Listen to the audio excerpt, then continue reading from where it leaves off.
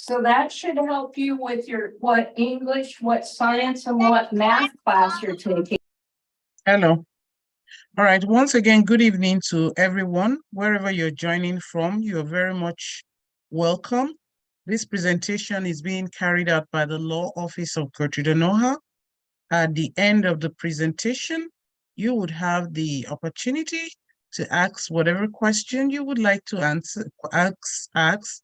Keep in mind that this is a public forum, so if your question is very private, I would suggest you schedule a consultation with our firm and keep it private. But other than that, we're happy to answer any question tonight.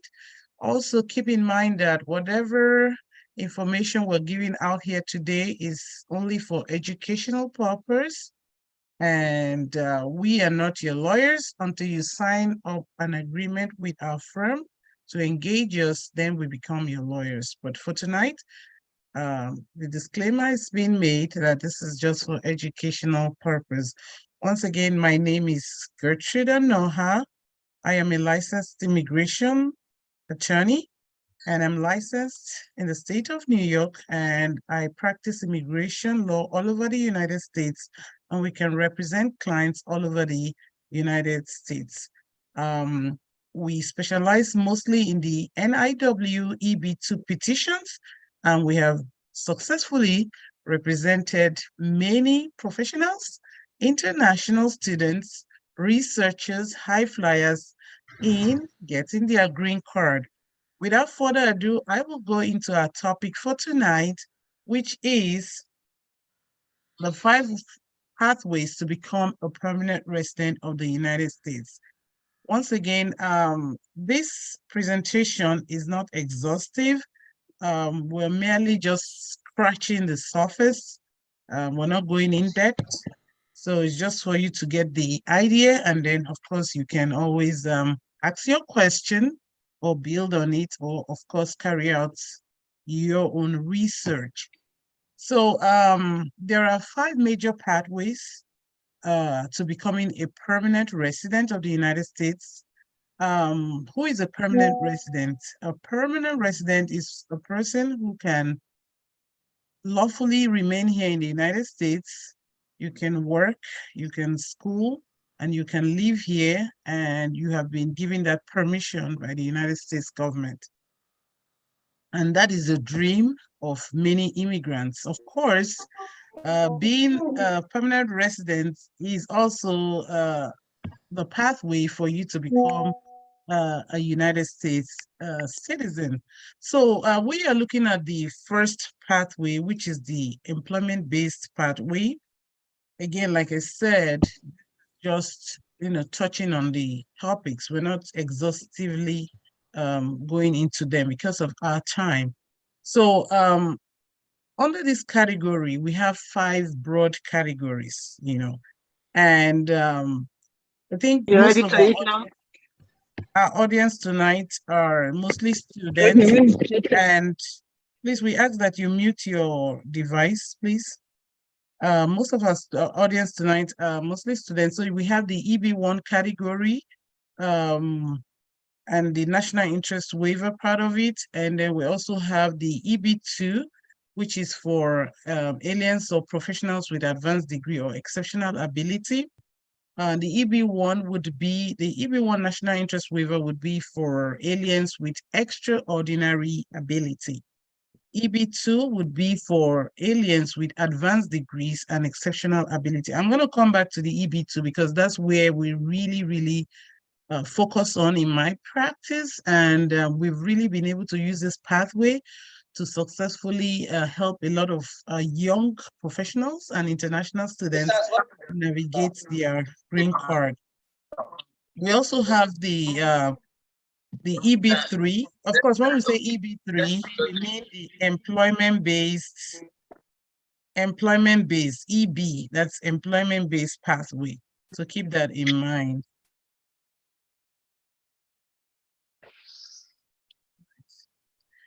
Okay, so we have the EB3 category where the employer would file for the professional with a bachelor's degree and or other types of category. Nurses especially can definitely use this pathway.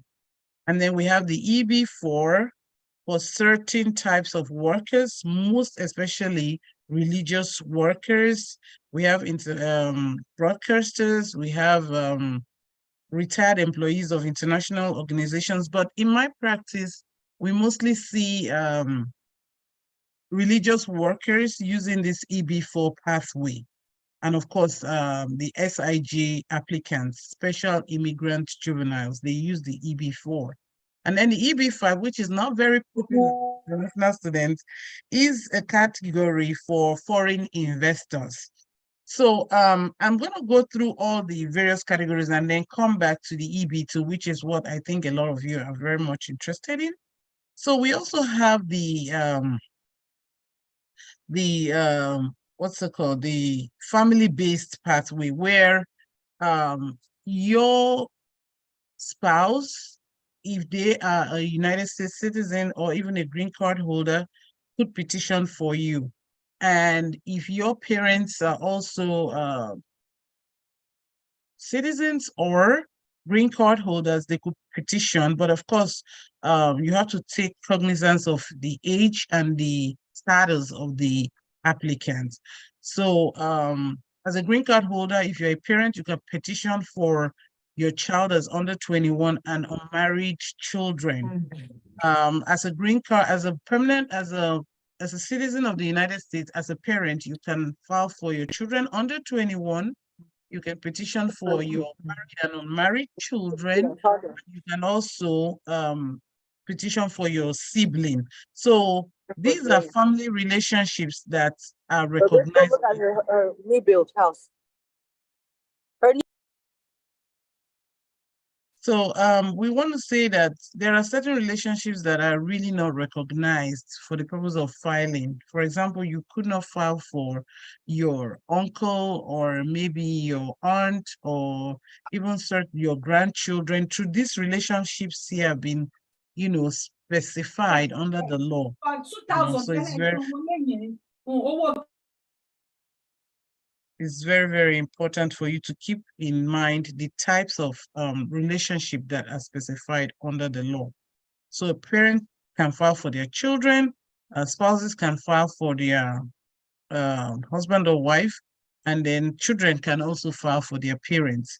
So of course, there are more details to this. But just keep in mind, these are the broad pathways.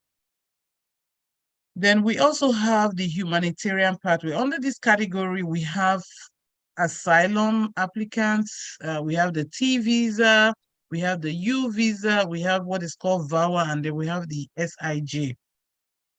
So for the asylum, and of course, asylum is a big topic on its own.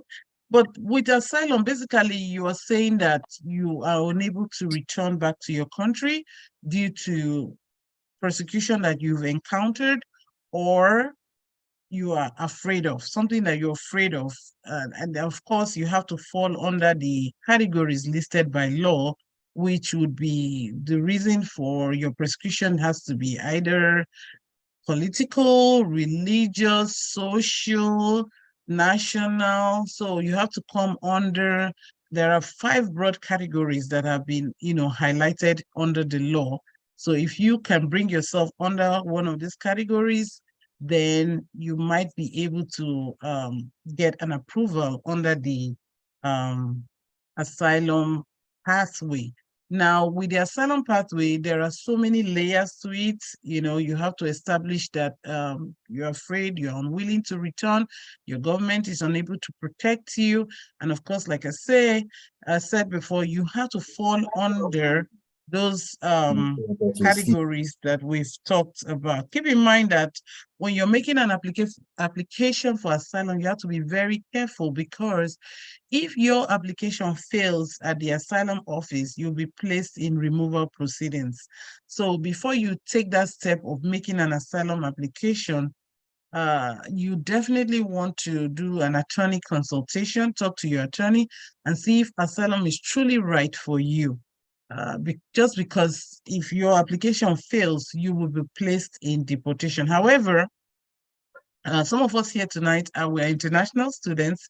If you have status, if you are in status at the time you made that application and the application fails, you would just continue with your status. But if you do not have status at the time when the decision is being made, then you would have to go before a judge to make that application again, which essentially is removal proceedings.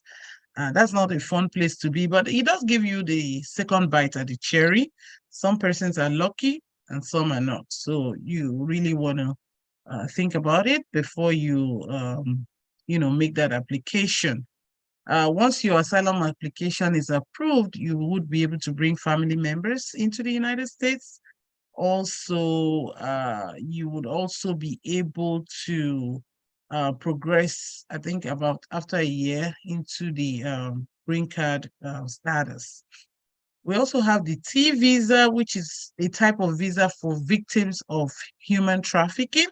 This could be sexually motivated types of trafficking, or even something that has to do with labor, forced labor. So we have used the T visa for a client of ours who came in as a maid to a diplomat, and we were very successful with it. Also, the U visa is another type of visa, which is for victims of crime. And I'm going to really focus a little bit on this U visa, but just to jump back on the T visa, you get that status for a set, I think, for about 3 years, and then after that, you can progress into green card status. Now, with regards to the U visa is a type of visa that's for crime victims. This particular type of visa is really a very good pathway. It's just the only snag about the U visa, I would say, is that um, the U visa is actually, it does take quite a long time these days to process. I don't know, the processing time, the last time I checked it was about 5 years or something like that. It takes a while.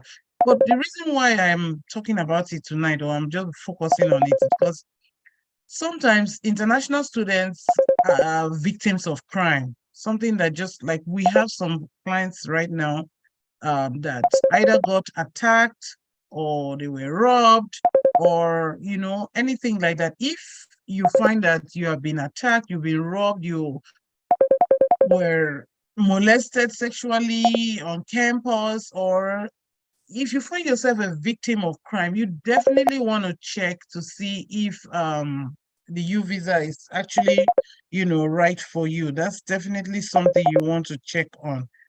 So I would say you should consider the U visa if you've never thought about it.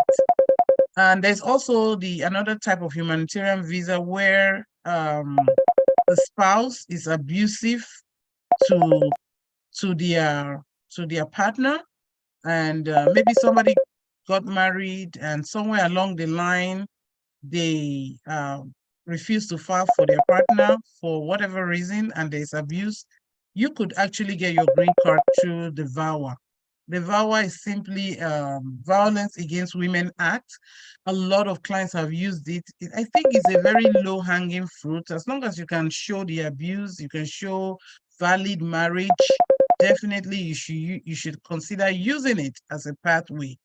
The difference between the U visa and the VAWA is that for the VAWA, you must be married to the individual that abused you. Whereas for the U visa, you don't need to be married to that individual. And of course, with regards to VAWA, we've heard about, common law marriage type of situations where people are living together. You would really need to determine whether that would apply in your state where you are. But essentially, there has to be a marital type of relationship. Then we also have the SIJ, which is Special Immigrant Juvenile. This is a situation where a person under 21 enters into the United States and they've been victims of abuse either in their country or even here in the United States. We've really used this SIJ, very good visa, and yeah, it's not very common, but yeah, it's something that we've used in our practice. Okay. So that should help you with your, So we're gonna move over to what the math class you're taking. We're gonna move Hello. over to the DV. All right. lottery Once again, good visa. evening to everyone, wherever you're joining from. You're very much welcome. This presentation is being carried out by the Law Office of Gertrude Noha at the end.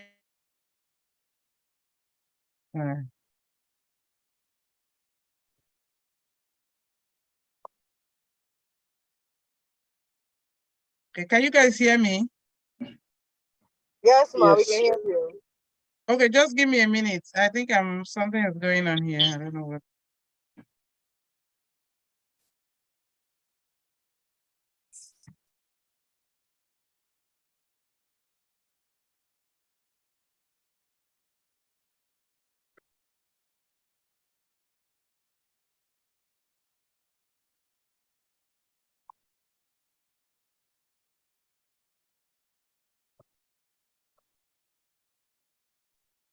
All right, sorry for that break in transmission. I think I accidentally clicked on the YouTube channel. Thank you very much. All right, so the last pathway I would like to talk about tonight is the DV visa lottery.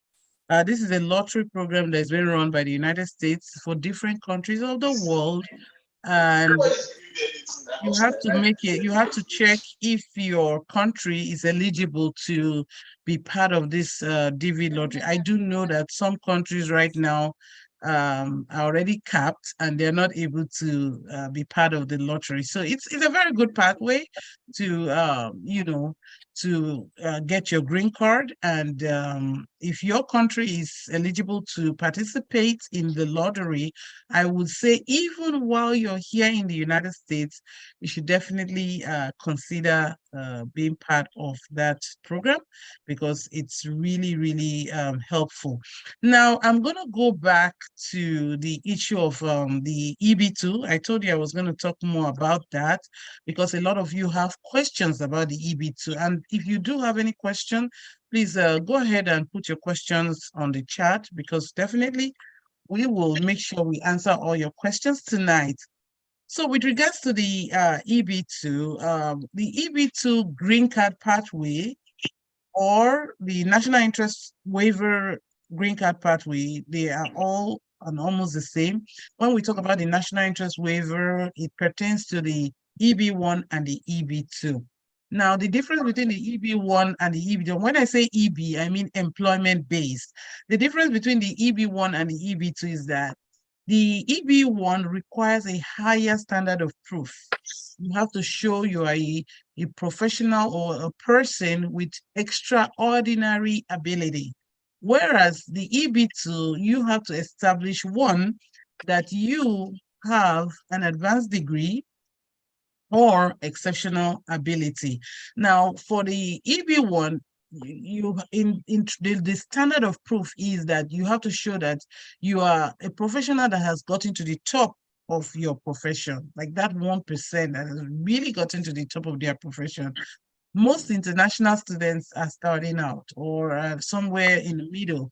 So I think that the EB2 is actually appropriate for most of the international student community that we serve. Now, the EB2 says that you have to have what is called an advanced degree or exceptional ability. That's the first part that you have to satisfy. Now, with regards to advanced degree, understand that under the regulations, you are expected to establish that you have a master's degree or a bachelor's degree or a PhD. Any of those three would qualify as an advanced degree. Now, if you're going to use a bachelor's degree, you also have to show that you have 5 years post your bachelor's degree in the profession that you're coming to work. Okay, so you have to consider all that. And also, if you are a foreign, if you obtain any of those degrees outside the United States, you definitely want to get your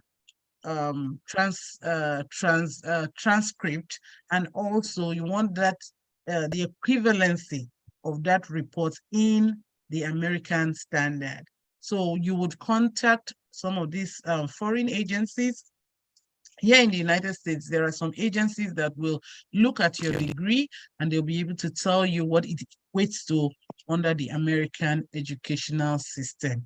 It's not a very complex process. You would just contact them and pay some money and provide your degrees to them, and then they will tell you, give you an evaluation report saying something like your mechanical engineering degree equates to an American engineering degree. That is very, very fundamental. If your degree with which you are establishing your eligibility is a foreign degree, without you providing that report, it's going to be very difficult for your case to be approved. You might likely get an RFE or an outright denial. Another thing I want to say about that is you want to get those agencies here in the United States to do the evaluation. We've seen people bring in some Canadian evaluation or some evaluation from some other countries. No, you want to make sure that you do that evaluation here in the United States. So if you don't have an advanced degree, or you have a situation, because we normally see some kind of situations where individuals would have like a bachelor's degree, but they don't have 5 years of work experience. They don't have a master's, they are doing a PhD. So in that kind of situation, you want to also see if you could be eligible through the exceptional ability route. Now, with the exceptional ability, the regulation does outline certain requirements. For example, you have to have a degree in the area where you're trying to work, letters of recommendation if you have 10 years of work, if you have awards, professional associations, research presentations.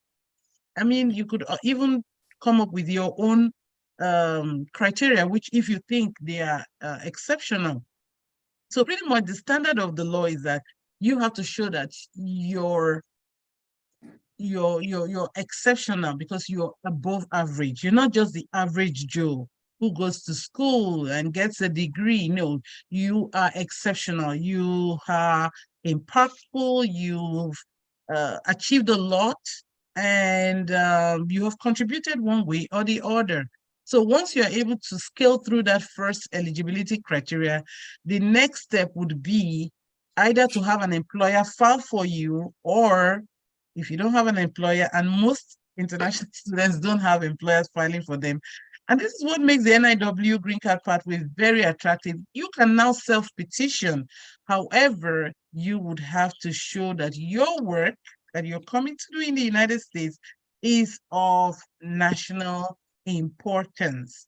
And in establishing national importance, you have to show 3 things as highlighted in the Danasa case. Number 1, you have to show that your work is of substantial merit and national importance. 2, you have to show that you are able to advance the work by virtue of your training, your degree, and your experience. You are well positioned to carry out that endeavor that you're talking about. And finally, it will be in the national interest of the United States to waive the labor certification on your behalf. Now, if you're able to establish this first criterion, showing your advanced degree or exceptional ability, and then you're able to meet all the criteria set by the regulations or the Danasa case, then for the national interest waiver, then you would be able to get an approval for your national interest waiver application. Thereafter, you would proceed to file for your green card application. Now, if there is green card, you can do what is called a concurrent application. By that, I mean you're filing your green card and you're also filing your NIW application at the same time. However, USCIS would normally process the NIW application first, even if it's concurrent. And once it's approved, then they move to your green card. Without the approval of the NIW application, your green card cannot be approved, even if you filed both of them together. So that is just a summary of the EB2 process. We've really helped a lot of clients with the EB2 process. Today, we just got a wonderful approval for a client who is an expert in the area of urban and regional planning. And I think last week we did get an approval for a client who is a data scientist. And I think the week before last, we got an approval for a mechanical engineer, and I think also a robotic engineer. So, I mean, the thing with the NIW is you want to look at your contribution. You want to look at your achievements. You want to look at your portfolio and see exactly what you have. So this is just a summary of what the NIW entails. If you have any question, definitely we will be happy to entertain your question tonight. If you need the PowerPoint presentation, definitely we will be happy to send it across to you. You just need to put your email and your information on the chat, and we will definitely do that. Now, we have one or two persons who are coming in tonight to share their testimony of how they got approved. I'm not sure if they're with us here. Is Mr. Isaac Adeloye with us? Mr. Isaac Adeloye, are you with us? Or Mr.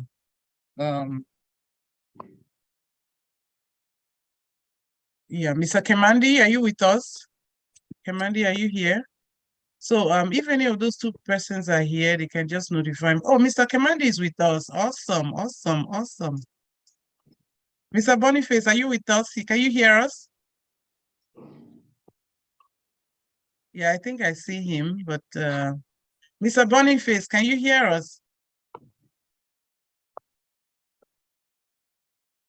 All right. Okay. While we're still waiting on him, we will definitely go ahead to start entertaining some questions. So if you have any questions, you can put them on the chat.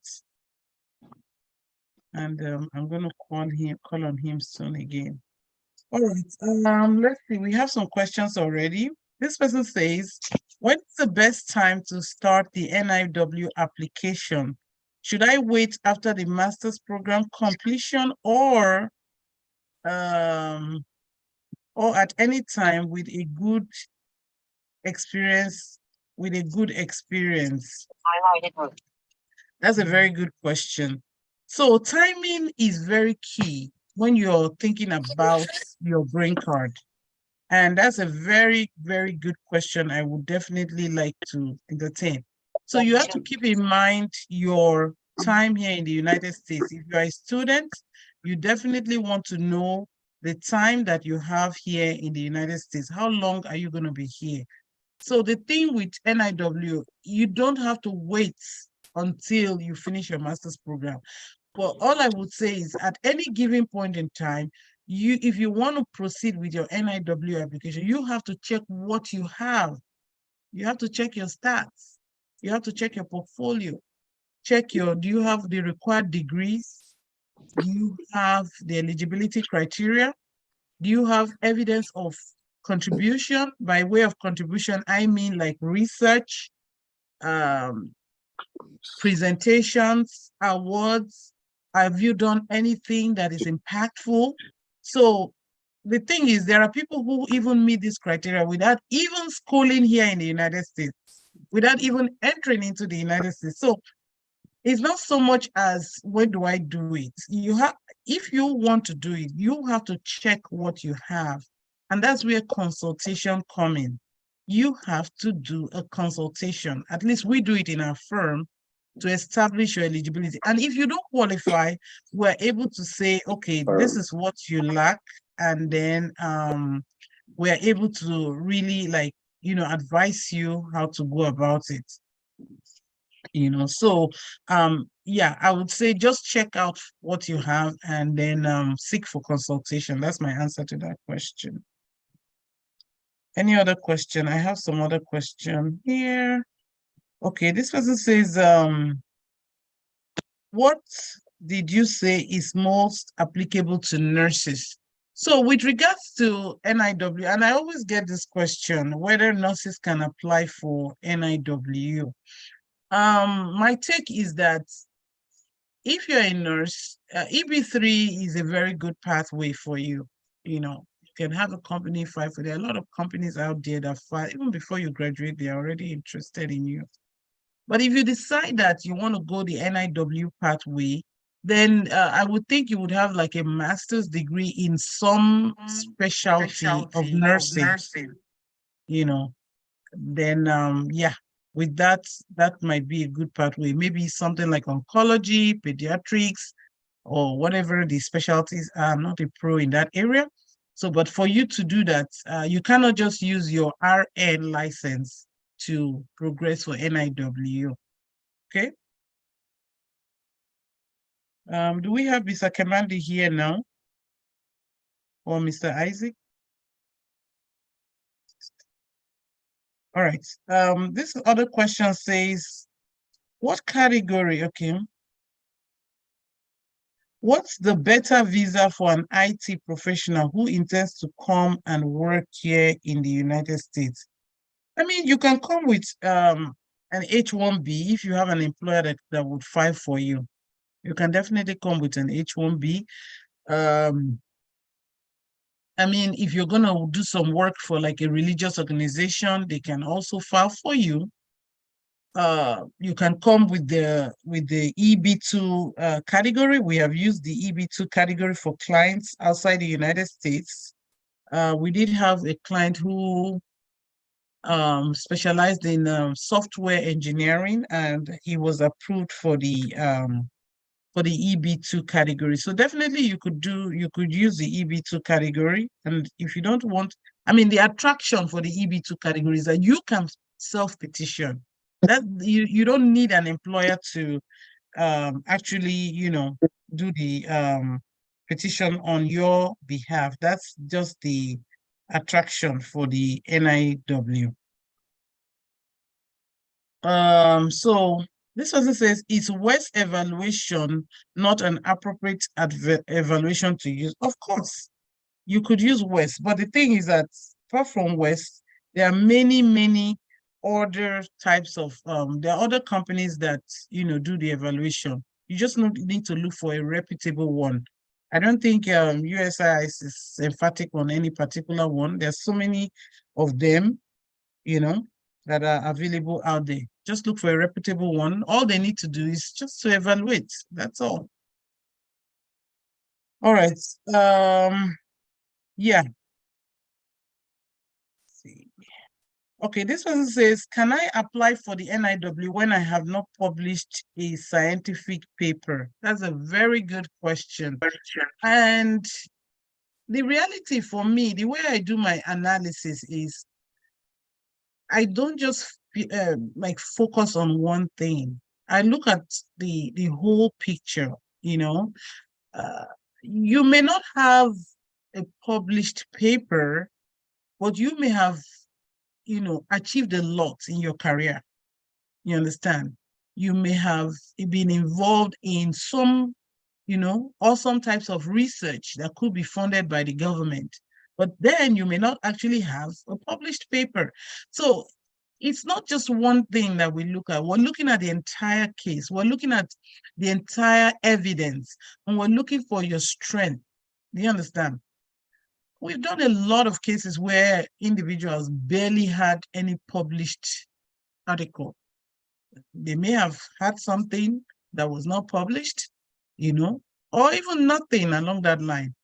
So it's not just one thing. I know a lot of us are so focused on the publication, but it's not just one thing that I would say, oh yeah, you have to have that publication, you know. It's more of looking at the totality of the evidence. You know, somebody may not have so many publications, but they have done some other awesome things. They may have a lot of awards. They've, you know, done specific tasks that's very critical to the profession, influence the field one way or the other. So yeah, it's not just one thing. But again, I must say that having a paper, whether published or not, is something that is a good thing to have. You know, it's good, but don't let that hold you back. Basically, that's what I'm saying. Do not let that hold you back at all, because your case could actually be approved even without a publication. That is something that I can confidently say here.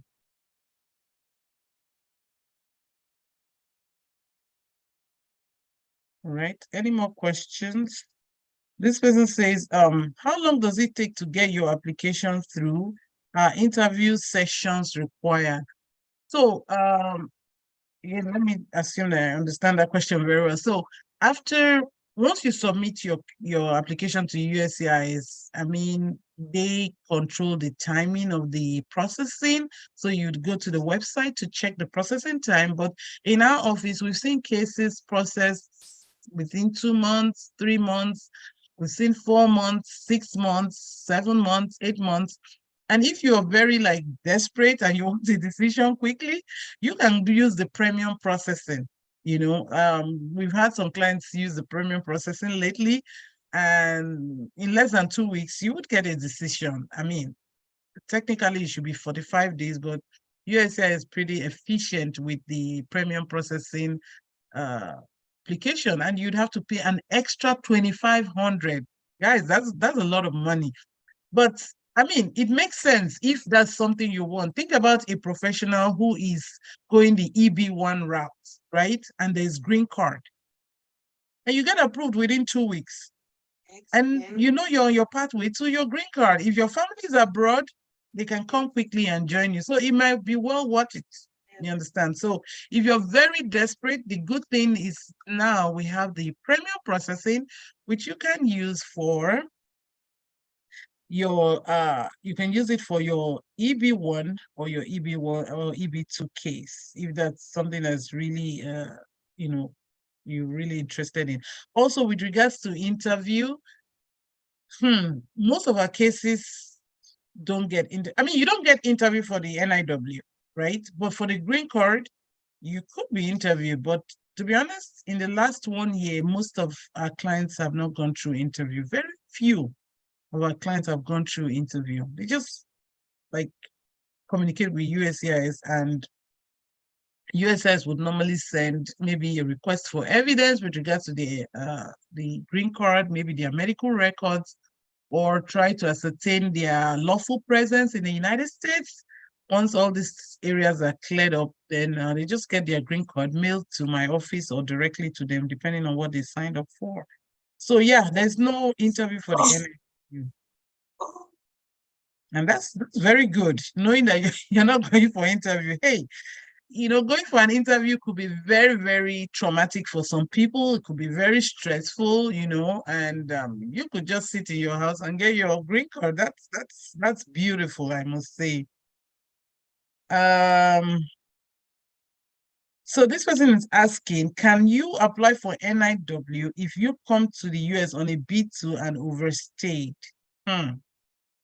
So the thing with NIW, yeah, you can apply for the NIW technically, to answer your question. But I think where the issue would now be is after the NIW is approved, after the NIW is approved, the next question would then be how you would adjust your status. I think that's where the crux of the matter is. So you get approved for your NIW, and now you have overstayed either your student status or you have overstayed your green card, So I'm sorry, your visitor status. So if your visitor's visa is still valid at the time when your green card, the NIW is approved, then you should be good. If you're still within 6 months, 6 months within the expiration of your valid period here in the United States, then you could seek for a waiver. So what that means is that, so if, for example, you enter the United States and you were given 6 months to stay, and that 6 months would expire at the end, at somewhere, say, December 31st, 2023, and then you got your NIW approved, and also your green card is now pending. If you're within that 6 months, 6 months within your the expiration of your valid stay, then you should be fine. you could ask for a waiver. But anything outside that 6 months, you will not be forgiven, and that could really be a problem to clients. That's why we always say maintain your status, because the green card, they always like to give it to people. You move from a valid status to another valid status. If you have overstayed, it is problematic, guys. It is problematic. You don't want to be in that space where you get your NIW approved, but because you have overstayed, you're not able to get adjusted here in the United States. I mean, the whole purpose of the NIW is to get your green card, right? You're not just getting NIW to get an approval. You want to move from NIW to permanent resident status. Now, if you have overstayed your status here in the United States, if you have violated the terms of your status, not even just overstay, there are lots of reasons why you may not get your green card, you know. So if you have any of those reasons, it could be very problematic. So yeah, if you've overstayed for a long time, beyond 6 months, that could be very problematic. Okay, so that's the answer to that question. And we're still waiting on Mr. Kemandi. If he's here, please, he should notify us. Mr. Kemandi, are you with us? All right, while we're still waiting for him, let's look into another question. This person says, without my master's program being completed, can I apply for NIW? So understand that the requirement of the law is that you are, and I'm assuming we're talking of the EB2. So you have to show that you are an alien with an advanced degree. And under the law, an advanced degree is defined as, advanced degree means. So an advanced degree is defined as bachelor's degree with post 5 years of work and master's degree, or even your PhD. Any of those will qualify as advanced degree. So the fact that you don't have a master's degree at this time does not mean you cannot apply. You have to check, do I have a bachelor's degree with 5 years of work experience after obtaining my bachelor's degree? And guess what? Even if you don't have that bachelor's degree, you could still go the exceptional ability route.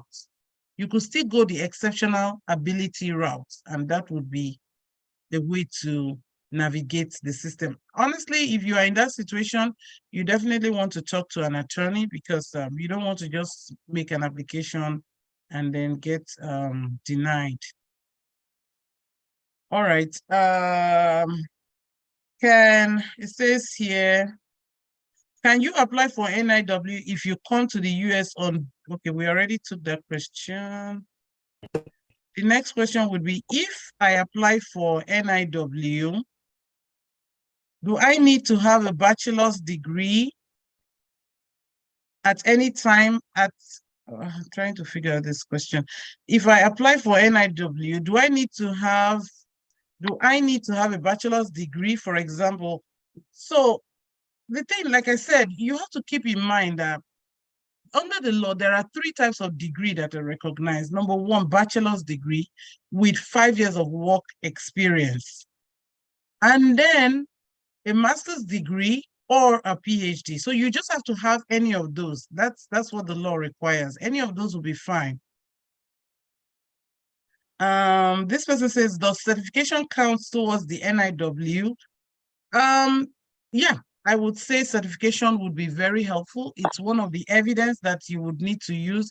Where does certification come in? When you are arguing the national interest waiver, if you're trying to show that you are well positioned, the law says the prompt 2, you're well positioned to really carry out this endeavor.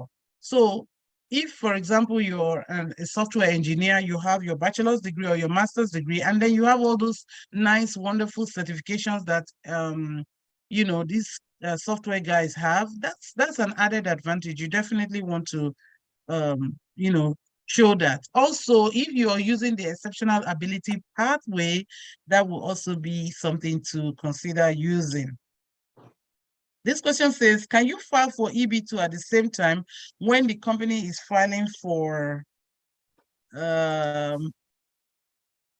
when the company is filing for H-1B, yeah, you could do that. You could definitely do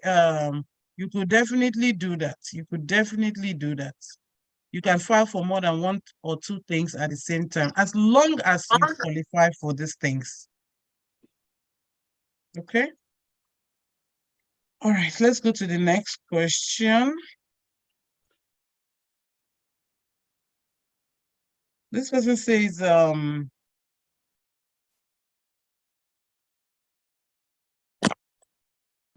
let's see this question. This person says, does the bachelor's degree have to match the professional experience? Obviously, of so for example, and that's a very good question.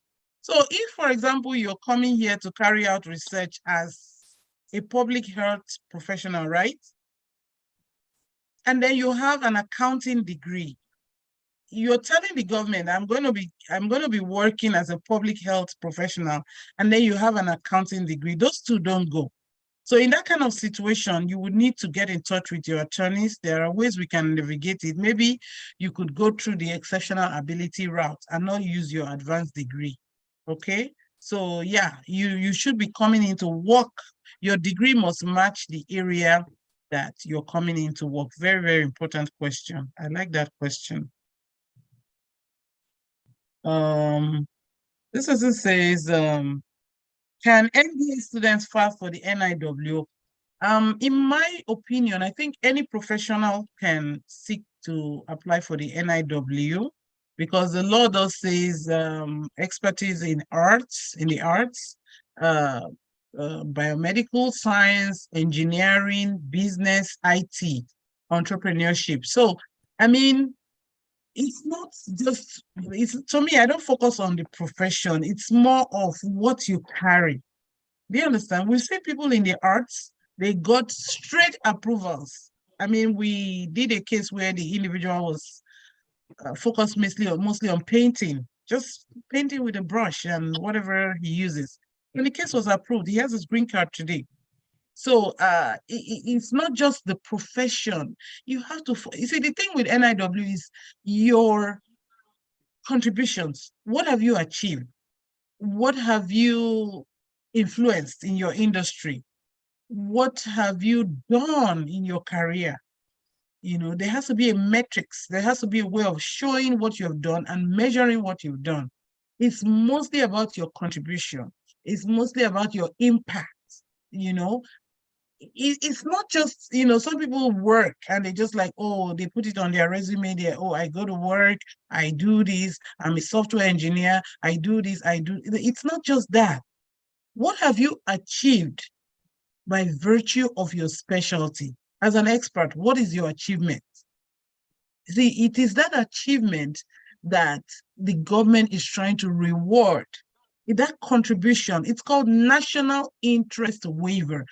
If you are able to establish that your work that you're coming to do, your research that you're coming to carry out here in the United States is in the national interest, then we would waive the labor certification process on your behalf. So, and the way you show that is your contribution.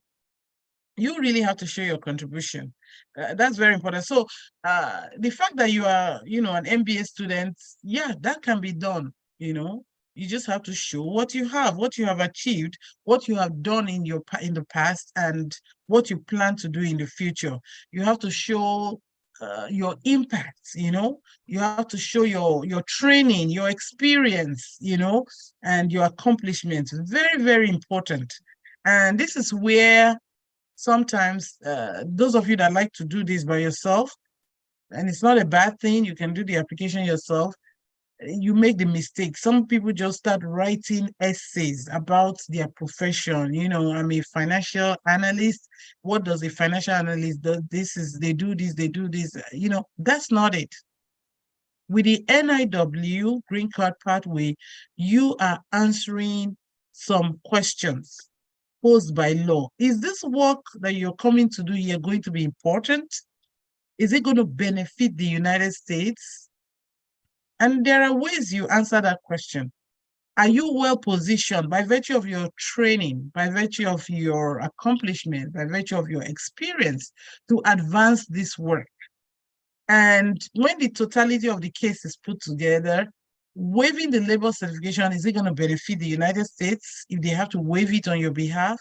So there are talking points for all of these things. So it's not just writing an essay that matters. All right. This question says, can you apply for the NIW if you are out of status? Again, the thing with you have to understand is that anybody can apply for the NIW, but what gives you the green card is that green card application that you make. So if you are out of status, honestly, I would say talk to an attorney and they can evaluate how far gone you've been out of status, because I know that the government would waive 6 months after your valid status. So just keep that in mind. But honestly, if you're out of status, do not start the application. Just talk to an attorney first and see if there's any way out, if you can be reinstated back to status. That could be a plan, that could be a strategy. You definitely want to consider all those things before you just, start the application. And that's a very good question. We've seen a lot of those types of problem in practice. As a matter of fact, we've even seen people who have NIW approvals, but they're out of status. And that's why we always say, try to make sure that you continue to maintain status, and that would really, really be very, very helpful. Okay, any other question? Let's see, okay. This person says, can they make the application without their master's program being complete? Again, like I said, you have to look at what you have. If you have a bachelor's degree with 5 years of work experience, definitely you can consider making the application. You cannot make the application with an incomplete degree. That is something you cannot do. So if you don't have the master's degree, then you don't have it. If it's 2 months to your graduation, you don't have it. So in that type of situation, you have the choice of like waiting and saying, you know what, let me just wait and see if,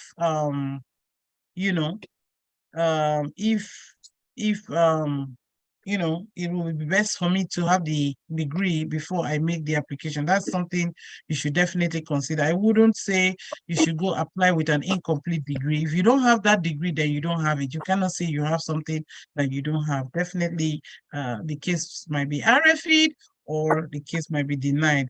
And of course, when we say RFE, we mean that USCIS would request for that degree.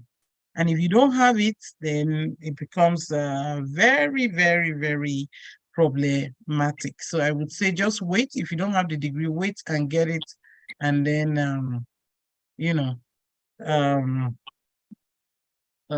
apply when you have it. Okay, let's see.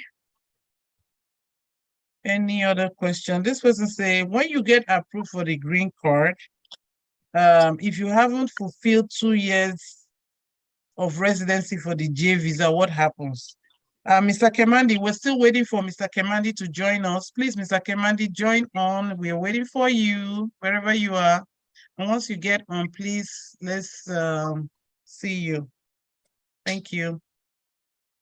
So that's a very good question. So if you have this issue of the J visa, now the 2-year residency requirement does not go anywhere. You have to fulfill that requirement, or you have to seek for a waiver. Those are the two alternatives. You have to seek for a waiver, or you would go home and fulfill that 24 months residency requirement, because that's what you signed up for with the J visa. Even if you change from J to F, whatever you like do, you have to meet that requirement. And honestly, I would not recommend that you file your I-485 if you have not fulfilled the J requirement, or if you have not sought for a waiver. You have to do one of them. So with regards to the J visa, what I would do as a matter of strategy, you could go ahead and actually file the NIW application, and you go back home and wait it out. Once the NIW is approved and you have waited for your 24 months, then you would now consular process and come back to the United States. It's that easy.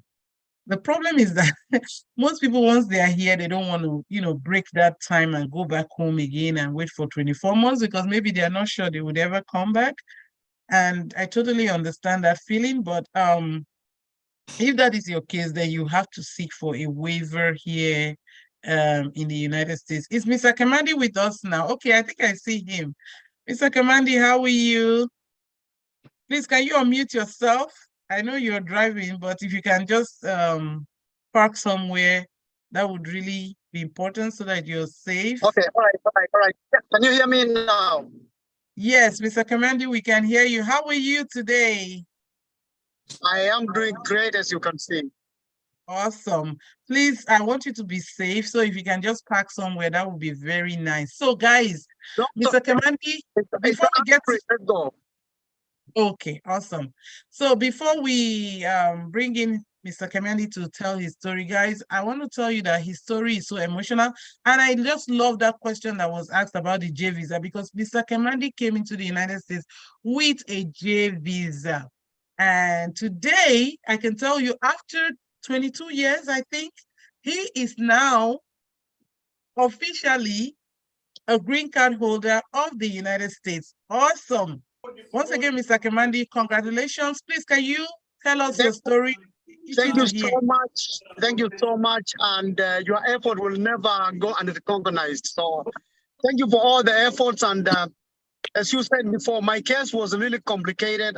And I heard about 2 of them which didn't even get an appointment.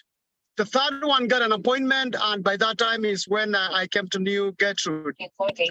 And once she looked at the paperwork, it was so botched, and she told me we ain't gonna go nowhere. So we had to start all over again. And that ended up taking about 6 years. But the only thing I can tell anybody listening, first of all, Miss Gertrude is not a quitter. If she asks you a case, she sticks on it. And any paperwork she's gonna ask anybody is genuine. You just look for that paperwork and present it, because mine, we had even the source paperwork from back home as the way she said, and finally we're here.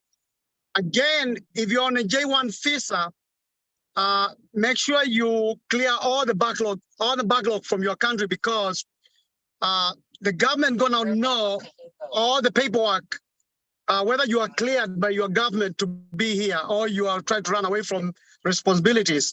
And that's all what we did. And Mr. Gertrude fought on it, and here we are. I am a lawful green permanent resident right now. Drive 7.5 miles. Awesome. Thank you so much, Mr. Kamandi. So let me ask you something, Mr. Kamandi. How long have you been in the United States before you got your green card? Actually, it is exactly over 22 years, because 22 years was exactly June the 5th. And we didn't go for the interview until July the 11th of 2023. And I got in this country in 2002, June the 5th. Wow. So you got your green card after 22 years in the United States? 22 years plus some change. Oh my goodness. I mean, this is very emotional. Very, very emotional. And how did you feel? How did you feel the day you got your green card? When when I got my green card, I couldn't believe. And I shed tears, because it is a kind of relief. And even up to today, because for the 22 years, I have been on the road with no license, no nothing. And I'm still here. So it's a sign of relief.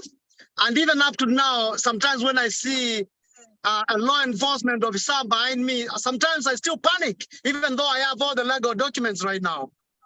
So Wow, wow, wow. it is a side of relief. Awesome, awesome. Can I say something to you, Mr. Kamandi? When you got that approval, I still remember it was a Saturday morning when we heard that the case was approved. I myself, tears came out of my eyes because 22 years of being afraid of law enforcement, 22 years of panicking, 22 years of restlessness. I mean, Yes. 22 years is a long time in somebody's life. How did your family feel? Actually, I haven't even, only my sister knows, and she's so grateful. The other people I've never broken with them because I still don't believe, and I want to make an announced visit back home so that I can see how their reaction gonna be. Awesome. So you've not gone back to Kenya for the past 22 years. Last time I saw my mom was 2001 October. Oh my goodness. Oh my goodness. And thank God she's still alive, and I pray that she stay alive until I go see her. Oh, this is awesome. Awesome. Okay, let's break this thing. Let's unpack this case. Once again, I really congratulate you. And I understand your trauma. When you're undocumented, you're always looking back. There's no question about that. You're always looking back. Is the police coming for me? You wake up in the night, you are traumatized. And how do you even put food on the table for your family? It's a very horrible situation. Hey, But we even had a time. What you are doing? It's burning. We had a time where when we get raided by the ICS while we work, but they raided the shift I wasn't on. So the following day I was like, should I go to work or should I quit? So that's a decision which I had to make, and I had to stick with my gut. You just gotta have to tough out sometime. Right. So let's unpack this case. So you came into the United States on a J1 visa. That is correct, right? Yes. And you got married the first time or the second time, and things didn't really play out until you got married to your current wife, and you have a son with your current wife. That is correct? Yes, we have a baby, yeah. Yeah, and you came to my firm, and at that time you were actually preparing to go for an interview.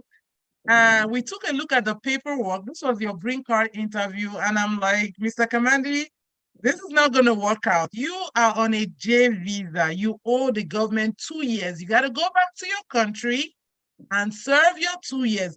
But for you, had you gone back to your country, you would have still had a lot of problems because at that point, you were already unlawfully in the United States. If you would have gone back, of course, you would have been able to come back, but it would have been very difficult. So we opted for a waiver. And of course, COVID hit, and that application was out there for a long time. How did you feel when the waiver was approved? The waiver was approved. That was a relief. But still now, we didn't know how it's going to play out when we go for interview because there was still all the things like, what have you been doing? And one thing I thank you is for encouraging me not to lie. You've been working because some people were telling me, don't even dare send them your tax returns papers and this and that because you're not supposed to be working. But I sent everything, I listened to you. And when we went there, everything was good. Praise God. One of the questions the immigration officer asked was that, so he was like, everything looks okay, but this J visa, there's a problem here. And I said to him, sir, the J visa has been approved. And he was like, can I see the evidence? And what did you do, Mr. Kamandi? We had all the paperwork with us. We gave the original. Awesome. He still didn't believe. He had to do some digging back. That's why on Saturday when I checked, I said, let me check this thing. And it was approved. I jumped up and I texted you immediately. Awesome, awesome. So anyway, for me, after we presented the J visa approval, and at that interview, I just knew within me, I had that feeling within me that this case was going to be approved. I felt very good about the case. And I remember we took some pictures, which I will share on my profile today.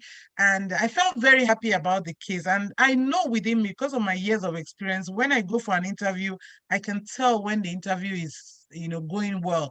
The officer was really nice and kind to us, and we were really favored, and we took some pictures. And guess what? A few days after the interview, Mr. Kemandi calls me and he's telling me, listen, this case has been approved. Oh my God, I shed tears on that day because this man has been in the United States for 22. You know what 22 years means? It's a lifetime of some people. You can do a lot within 22 years. But I'm so grateful. 22 years, you Yeah. don't even want to move. You don't want to change your job, even no matter how a good offer you get. You want to stay where you are. Right, because you are scared, because you are not documented, because and you get traumatized. You know, you see the cops coming, you're traumatized, you're thinking they're coming for you. And that's one thing when you're undocumented, it brings a lot of trauma, you know. And I'm so happy for you, Mr. Kemandi. What advice do you have for our audience today on this platform? Just if you're dealing with the gate run, one more. Can I say one more thing before you let me go? Mm-hmm. Yeah. So there's one guy who came from my country. He came to this country 2 years after before me, and in 2020 when COVID hit, he still had nothing because everybody married kept on dodging and everything was botched. He went into panic and he used to call us and say, I saw the cop was behind me. He would go and make corners hide himself. And he said, we tell him, no, he wasn't following you. He said, no, I'm very sure he was following me. Do you know that guy, he died of that stress finally? Wow. He woke up, he was found seated on his bed, just seated, and he's dead. Oh And my goodness. when the autopsy came out, they said it was stress and depression. Oh my goodness. Oh my goodness. Oh my And goodness. he wasn't sick, but he was panicking so much when he see law enforcement behind him. He think they are following him, even though they are not. And that's because he's undocumented. Yeah, he got the Undocumented. paranoia on him. Wow. Wow.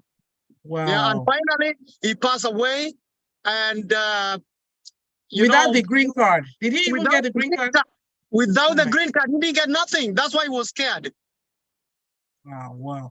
So how did you cope with mental stress, you know, this 22 years? Sometimes I had to take a deep breath, and I had to make the abnormal to be the normal.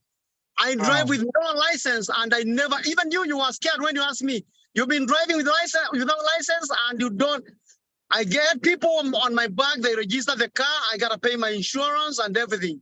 And that's how I worked it out. The car gotta be clean. That's how I managed to cope. Wow, wow. So what advice do you have for everyone that's here today about getting their green card? Everybody listening, if you're working with Gertrude, it might take time, but never give up, because she never gives up until you give up yourself. Just trust the process, produce the document she's asking you, and one thing, she's inexpensive lady. I can swear that to anybody. She's very inexpensive. When you compare to what you go through, plus the token she asks, and the benefit of it after you get off it, just think of that and the relief you're gonna get. Yeah. Anyway, Mr. Kimandi, I am so happy for you. I'm so happy for your family. How is your son doing? I hope he's enjoying daddy. And He's enjoying every Sunday evening, he gotta ask me, are you going back to work? I say yes. Are you coming back? I say yes. I told you I'm not gonna go to New Jersey no more. Wow, wow. So the whole family is united now. Wonderful, wonderful. Yeah, he keeps on saying, I want us to stay one family, and that's good. The girls are happy. My wife, she's happier. She's the most happiest one. Wow, wow. Congratulations. She used to fight you. She almost ran out of patience with this case. I understand. Anyway, Yes, Mr. Kimandi, I can tell you that God has been merciful to you. You are a blessed man. You have your family together. You are now documented in the United States, and you are free to travel to your country. You're free to move around. You know, actually, I just got the license when I get to Georgia, about 3 weeks ago. Wow. Because in New Jersey, they kept on telling me, I went for the first one and they say, oh, you got to make appointment. And the appointment were like a month apart. So I said, you know what? I forfeited. I came here. It was a walk-in, walk-out. Awesome. Awesome. Thank you very much, Mr. Kemandi. I really wish you best of luck. And in a few years, I want to see you back in my office. We're going to get you to the citizenship status. Congratulations. Actually, after 2.5, I want to put it in before even 3 hit. Awesome. That's good. That's the way to go. I'm not renewing no green card. Awesome. Awesome. Awesome. Yeah. Congratulations. Congratulations. Guys, please tell Mr. Thank you so Kemandi much, and congratulations. be blessed. And thank you for the good job. Thanks for the good job you are doing to helping people. Awesome. We thank God. We thank God. Congratulations, Mr. Kemandi. Thank you for coming in. God bless you. I wish you best of luck, and make sure you make a lot of money now that you're documented. Work hard and fulfill the American dream. God bless you. I will. The first thing to do is to buy a house and get my wife a very nice gift. I know what she wants. Oh, that's so lovely. That's so lovely. God Yeah. bless you, sir. Thank you for coming. We really appreciate you. Thank you so much. Have a Thank you wonderful so rest much. of I your day. appreciate you. You're welcome. God bless you. All right, guys, we've heard from Mr. Kemandi, and we really, really appreciate him coming in today to share his story. His story is very emotional. He was in the United States for 22 years. And if you want to see his pictures, I'm going to be sharing that on my status page tonight. He's giving me the permission to do that. So Mr. Kemandi stayed in this country for 22 years plus, and he just got his paper this year. That's not going to be your portion.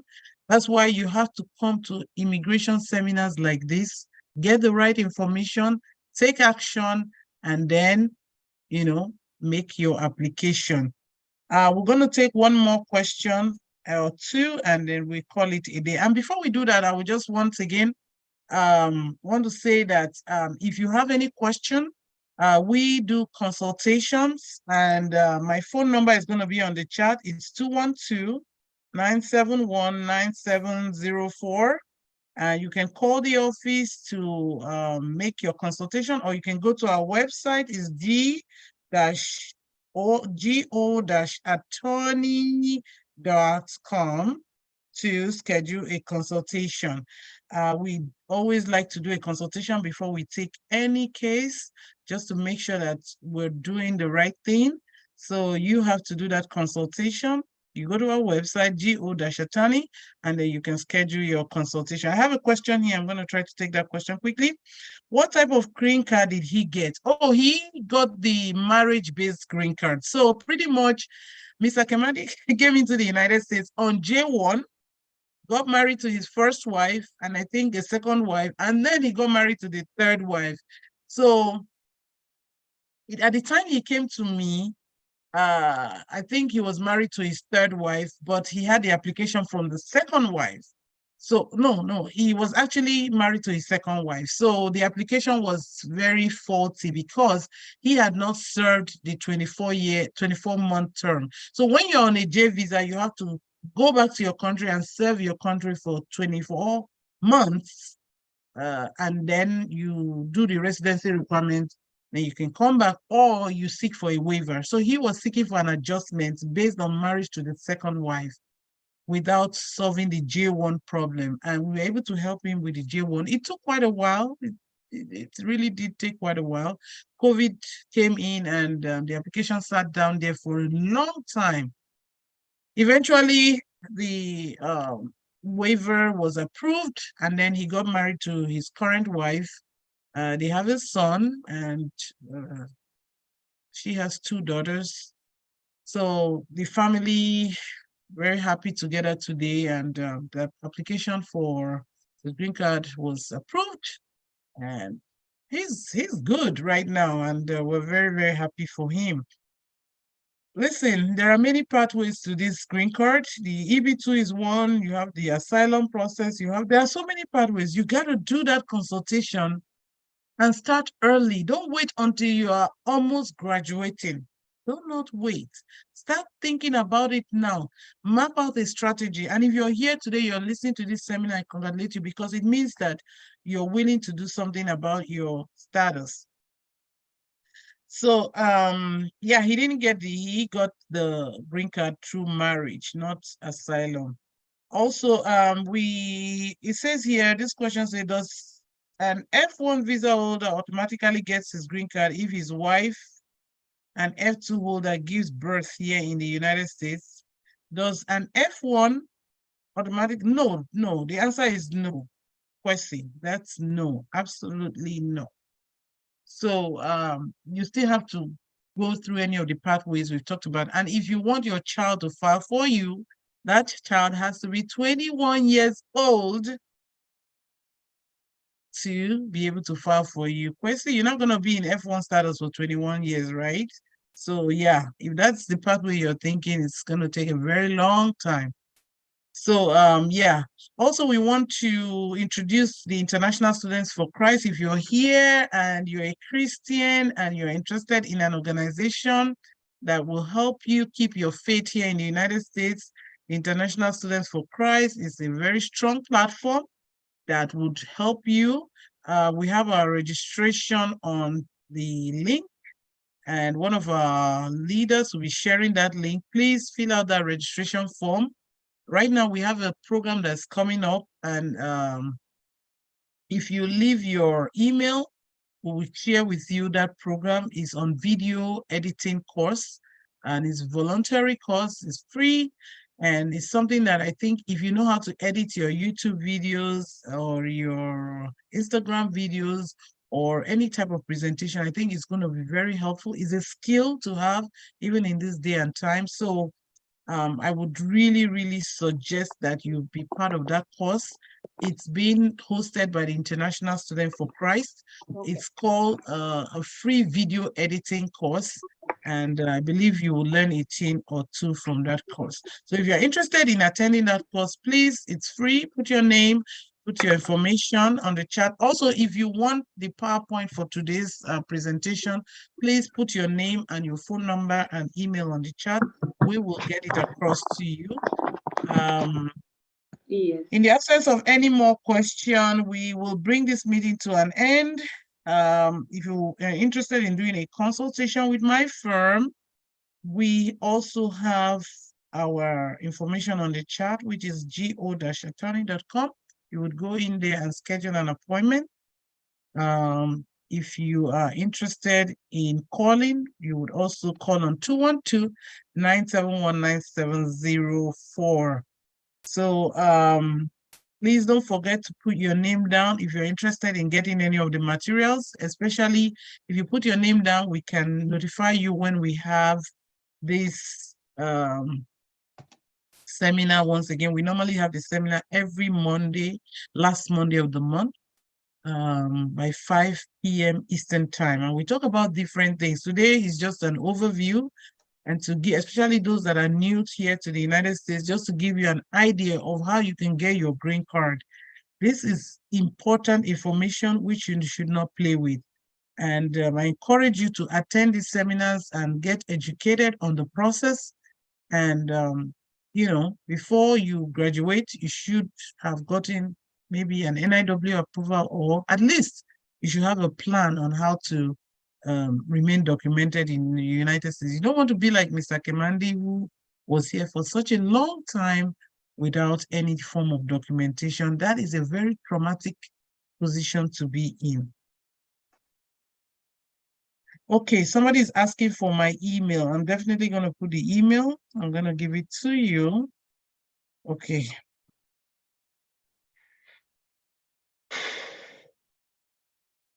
And I think the email is also on the flyer. My office number 212-971-9704. Once again, thank you all for joining. We really appreciate your company. We thank Mr. Kemandi for coming in here to share his wonderful story. It's such a beautiful story. I'm so happy for him, and we really wish him best of luck in his endeavor here in the United States. Thank you all for joining us. We hope to see you again next month last Monday of the month. We normally have this. Thank you very much. Oh, this person says, I have not been added to the WhatsApp group. Would that be the International Students for Christ? Okay.